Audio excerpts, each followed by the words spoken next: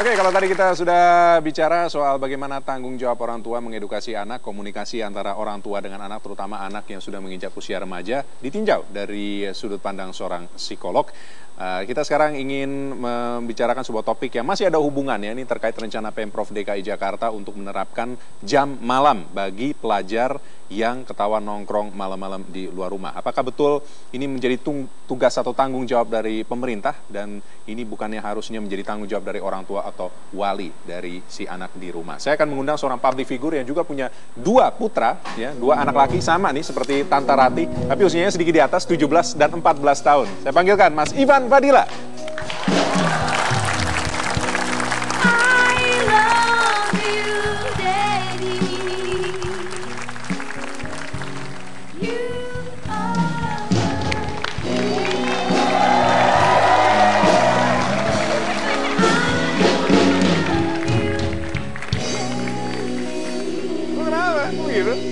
Mirip banget Mas sama saya.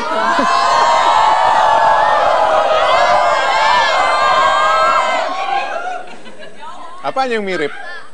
Jarinya. Kalau saya dengkulnya Mas. Oh, dengkul. Itu yang di depan itu langsung pada cerah semua. Iya. Ada meleleh. Menyublim dong, meleleh atau menyublim. Selamat malam Mas Ivan, apa kabar? Selamat malam Mas. Bukan belum Mas. Mas.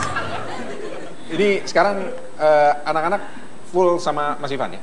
Alhamdulillah sampai saat ini dua-duanya full time sama aku. Masuk di bawah asuhan dari papanya? Belum putus. Oh, belum putus? Belum putus, sedikit lagi kayaknya. Oke. Iya. Oke. Ya, yang pasti kalau kita lihat sekarang usia mereka 17. Yang besar Feral sekarang 17. 17, adiknya? Yang adiknya 14. 14 tahun. Iya. Nah, ini fotonya kan. Kalau enggak nyontek di situ. Nah, ini dia nih. Kenapa nih hawa-hawa? Kayak habis makan sambel. Nah, kalau ngeliat kan ini mereka sama ya, udah masuk usia remaja. Tadi juga saya nanya sama Tante Rati, saya juga mau nanya sama Mas Ivan, sama nggak? Mereka, atau Feral kali udah ya, adiknya udah nyetir belum? Udah punya SIM belum? Belum. Kalau adiknya belum nyetir sama sekali.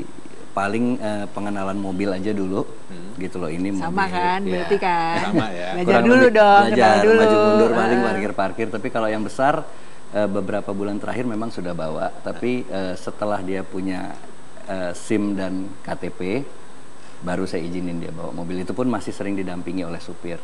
Kita sekarang beralih ke ini nih, wacana Pemprov DKI untuk menerapkan wacana razia jam malam untuk pelajar. Karena katanya banyak banget tawuran, geng motor, kecelakaan lalu lintas, sampai keperawanan itu dikait-kaitkan usia-usia pelajar, anak-anak yang masih duduk di bangku sekolah. Makanya dibikin kayak gini gitu kan. Setuju nggak ada peraturan seperti itu? Saya pikir setuju saya. Setuju? Saya setuju banget membantu aturan rumah tangga itu, aturan keluarga, dibantu oleh aturan sosial dan aturan pemerintah daerah. Karena misalnya gini, saya ambil contoh yang paling gampang sekarang, kalau kita lihat anak-anak SMP udah bisa bawa motor ke sekolah gitu loh. Banyak banget itu di depan rumah kita juga banyak masih anak-anak kecil bawa motor. Nah, kalau itu diizinkan misalnya, tidak ada aturan sekolah yang melarang anak membawa motor, itu kan akhirnya jadi satu, yang lain ngikut gitu lebih banyak. Jadi saya pikir dengan adanya aturan itu, toh aturan dibuatkan untuk kebaikan, saya pikir. Oke, sekarang kita akan coba dengarkan pendapat dari sejumlah pelajar yang sempat kita tanya ini jalan ya. Apa sih pendapat mereka? Setuju apa nggak setuju dengan rencana penerapan jam malam?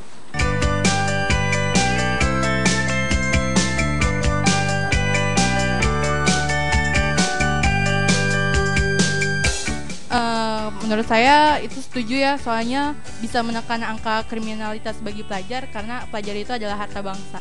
Ya bagus lah ya kan. Ya bagusnya daripada keluyuran gak jelas malam-malam, mendingan kita belajar aja. Iya, ngaji juga bisa. Lebih banyak manfaatnya kan kalau ngaji daripada keluar nongkrong gak jelas, mendingan ngaji aja. Kalau menurut gue sih jam malam itu gue bilang nggak penting ya. Soalnya biasanya pada saat malam gue sama temen-temen gue lagi pada belajar di tongkrongan. Emang gue copan pulang jam segitu. Maksudnya nggak boleh keluar malam. Dan kalau sekalipun kita keluar kita di Uber, sama aja kita kayak banci dong di Uber sama Trantip. Jadi daripada pemerintah ngurusin kita, mendingan ngurusin itu aja, anak-anak yang di kolong jembatan yang nggak bisa sekolah gitu. kalau ngasih peraturan jangan yang geberatin dong, yang gampangin. Manis bener. Dari salah satu yang paling menarik itu ya, belajar kok sambil nongkrong gitu kan, belajar dan nongkrongan, belajar apa? Belajar main kelereng, belajar main layangan, sama gitu kan. Kenapa Jis? Kalau ini handphone saya getar bang. Coba dilihat Chan. Gimana sih? Wah ini saya mesti jemput pacar dulu bentar bang ya. Ntar saya kesini lagi. Jam segini? Ini di jam segini? Nggak takut kena razia ntar? Enggak, saya kan bawa kartu. Kartu apa? Askes. Pelajar. Yowes. Coba dilihat dulu siapa temennya, coba dijemput. Nah, sambil nunggu Ajis datang sama temennya. Ini ada pertanyaan sedikit nih ke Mas Ivan. Nih kabarnya ada produser nih yang tertarik untuk bikin film tentang keluarga Mas Ivan. Bener ya? Ini ada loh beritanya, coba ditampilin, bisa nggak? Kisah hidup suami Vena Melinda akan difilmkan. Waduh. Itu bener nih rencana ini? Enggak, itu cuman mungkin orang waktu itu sempat nanya-nanya Mas Ivan gimana kalau kisah hidupnya di film. Nanya sama Mas Ivan waktu iya. itu. Terus jawabannya apa? Kalau difilmin mungkin nanti ada yang ini dong. Kalau pasti kan ada yang good guy-nya, ada bad guy-nya, ada pro kontra. Saya bilang ya mungkin kalau difilmkan pun nggak 100%, tapi berdasarkan mungkin yang bagus-bagusnya aja diambil. Oh gitu jawabnya. Yeah. Okay. Tapi kalau di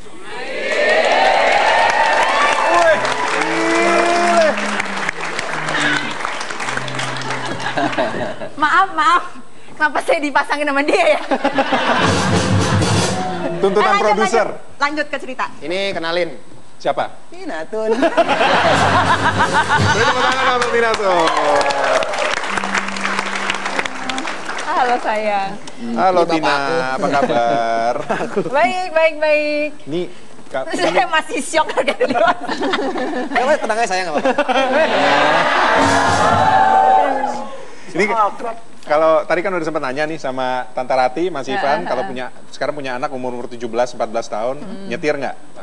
Kalau Tina, ini waktu masih kecil status pelajar udah nyetir atau belum waktu itu? Waktu dulu sih SMP misalnya? Jujur. belum. Tolong banget. Galak amat. Udah jelek galak lagi.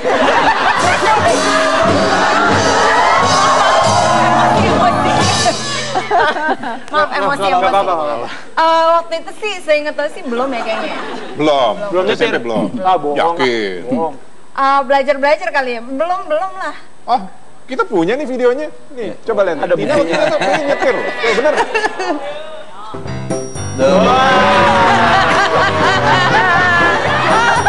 Ketahuan. Jadi untuk menutup segmen ini kita ingin tahu kesimpulan dan saran dari Tante Rati Ibrahim untuk opa oma, papa mama ya, yang punya cucu atau anak yang masih remaja sekarang. Iya, intinya begini loh, anak-anak itu nggak mungkin bisa tumbuh sendirian. Ya, dia betul-betul sangat butuh ditemani, didampingi, dididik gitu sama orang tuanya sampai nanti dia betul-betul siap menjadi manusia yang mandiri, yang tentunya dengan karakter yang baik, dan itu semua yang memberikan kan orang tuanya. Ya, sampai umur berapa? Kita ikut aja lah aturan hukum yang berlaku dah gitu. Aturan yang normatif berlaku adalah umur 17-18 tahun. Dan di bawah itu sepenuhnya tanggung jawab ada di orang tua. Dan di sini fungsi dan peran orang tua sebagai panutan, contoh, pendidik itu betul-betul harus bisa dijalankan. Terima kasih banyak sudah meluangkan waktu untuk hadir di News Show. Sukses untuk Anda, salam untuk keluarga di rumah. Mas Ivan, Tina jangan kemana-mana. Saat lagi akan ada games mengasah otak, quiz smart and smarter. Seru banget loh pertanyaan-pertanyaan ya. News Show akan kembali usai Headline News pukul 23 waktu Indonesia Barat.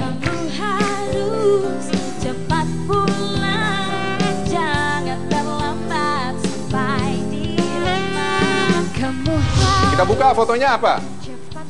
Woi.